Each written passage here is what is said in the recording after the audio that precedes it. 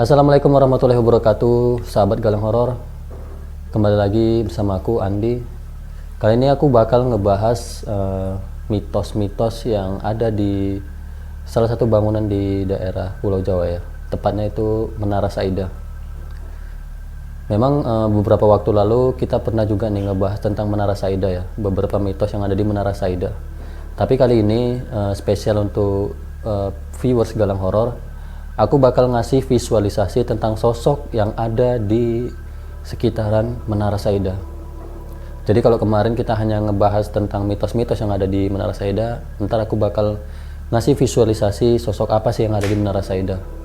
Jadi untuk Menara Saida ini sendiri, kita sama-sama tahu ya, Menara Saida ini dibangun dari tahun 995 ya, sampai tahun 1998, dimana pada waktu itu pertama kali Menara Saida ini milik perusahaan Mustika Ratu. Jadi pada saat itu dimiliki oleh perusahaan Mustika Ratu. Namun di tahun-tahun berikutnya, aku nggak tahu kenapa tiba-tiba kepemilikan Menara Saida ini dialihkan ke keluarganya Saida, ke keluarga Saida guys. Jadi yang awalnya milik Mustika Ratu di tahun 2000 atau 2001 kalau nggak salah, itu kepemilikannya berubah ke keluarga Saida. Dimana pada saat Menara Saida ini ada di pengelolaannya Mustika Ratu, jumlah lantai yang ada di Menara Saida ini hanya 18 lantai kurang lebih.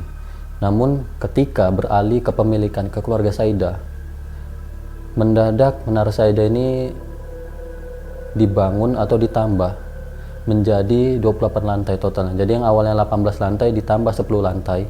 Jadi totalnya itu 28 lantai guys untuk Menara Saida sendiri. Dimana awalnya Menara Saida ini pondasinya atau konstruksinya ini sempurna sih, lurus, sempurna, tegak. Namun karena ditambah 10 lantai lagi, total 28 lantai, entah kenapa pondasi Menara Saida itu mengalami kemiringan ya di puncak menaranya itu, sekitar 0,5 meter atau berapa, aku juga kurang pasti. Namun memang pondasi yang awalnya lurus itu tiba-tiba menjadi miring ya, ada kemiringan di puncak Menara Saida ini sendiri. Nah di tahun 2007 ya, Menara Saida ini mendadak terbengkalai atau nggak difungsikan lagi. Aku nggak tahu karena apa ya, tapi alasan utamanya sih menurut yang aku baca, karena konstruksi atau kemiringan dari Menara Saida ini yang membuat para karyawan atau para pekerja yang ada di Menara Saida pada waktu itu memilih untuk meninggalkan Menara Saida karena takut ada hal-hal yang tidak diinginkan, entah itu nanti adanya gempa atau longsor. Dan mitos lainnya, ternyata Menara Saida ini itu dibangun di atas tanah kuburan atau di atas makam, entah itu pemakaman umum dulunya atau pemakaman pribadi milik warga setempat. Tapi dulunya memang sebelum dibangun Menara Saida, itu lokasi Menara Saida itu adalah komplek makam. Jadi wajar sih kalau mungkin makin ke depan atau makin ke sini itu banyak mitos-mitos yang terjadi di Menara Saida. Apalagi setelah Menara Saida ini dikosongkan atau tidak difungsikan kembali guys. Dan mitos yang paling terkenal dari Menara Saida ini adalah sosok kuntilanak merah yang selalu menampakkan wujudnya kepada semua warga yang melintas di depan Menara Saida ini guys. Dan mitos yang paling terkenal adalah saat security penjaga Menara Saida ini, dia mengaku bertemu dengan sosok perempuan muda, di mana sosok perempuan muda ini minta untuk diantarkan ke lantai 14 karena dia ingin ketemu sama kakaknya yang kebetulan pada saat itu bekerja di Menara Saida ini, dan kebetulan bekerja di lantai 14. Security ini yang awalnya nggak sadar bahwasannya ya Menara Saida ini udah terbengkalai dan nggak difungsikan, kayak dia terhipnotis. Dia ngajak wanita ini ya ke lantai 14 dengan menggunakan lift.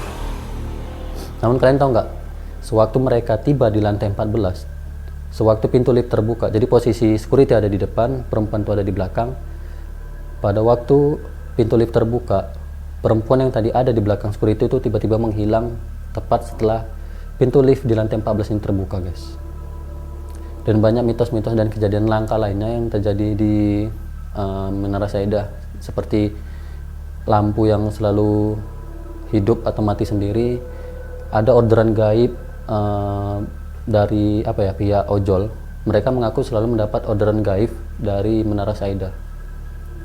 Dan banyak hal-hal janggal lainnya yang terjadi di Menara Saida. Dan untuk lebih jelasnya, buat kalian yang penasaran sama sosok kuntilanak merah yang ada di Menara Saida, kalian bisa saksikan video sketsa dari tim Galang Horor ini guys. Kalian saksikan sampai habis supaya kalian tahu sosok apa yang ada di Menara Saida ini guys. Check it out.